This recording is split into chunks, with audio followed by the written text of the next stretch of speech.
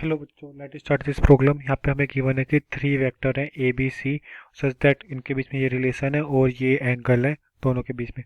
तो अब मुझे यहाँ पे सबसे पहले मैं इस रिलेशन को देखता हूँ, थोड़ा जानते हैं, और ये थोड़ा इंटरेस्टिंग रिलेशन है। तो यहाँ से लिख सकता हूँ A cross B is equal to three times A cross सी।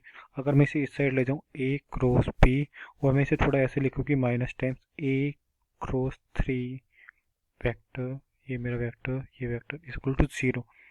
तो यहाँ से मैं ए क्रॉस, यहाँ से कॉमन लिख सकता हूँ ए क्रॉस, तो यहाँ से लिख सकता हूँ A cross minus three C cross. तो ये मुझे पता है कि अगर ये क्रॉस प्रोडक्ट जीरो है तो ये सेम ही लाइन वहीं कर रहे होंगे लाई, और ये कोलिनियर वेक्टर होंगे। तो मैं यहाँ से लिख सकता हूँ A vector must be equal to lambda times of A dot three times C vector.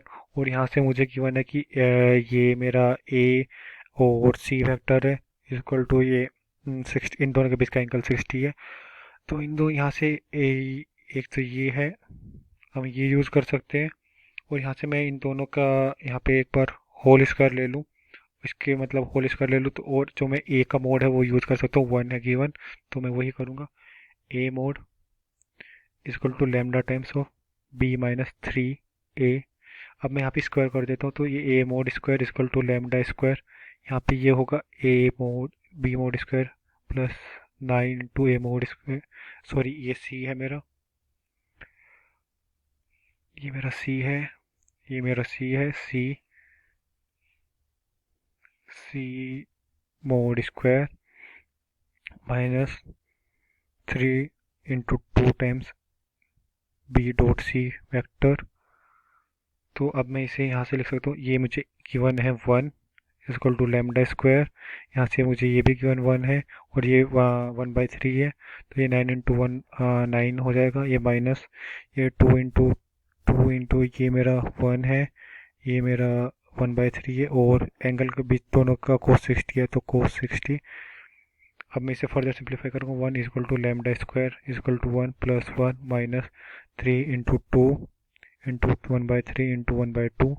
तो ये हो गया मेरा lambda equal to plus minus one by two. जो मेरा ए वेक्टर होगा वो होगा प्लस माइनस पी थ्री सी।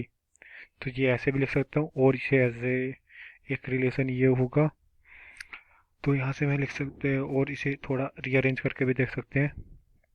अगर ये पी वेक्टर के टर्म में लिखा हुआ है सब, तो मैं इसे लिख सकता हूँ, ये प्लस माइनस इधर भी आ जाएगा, तो ये होगा A plus minus A vector equal to P minus three C vector.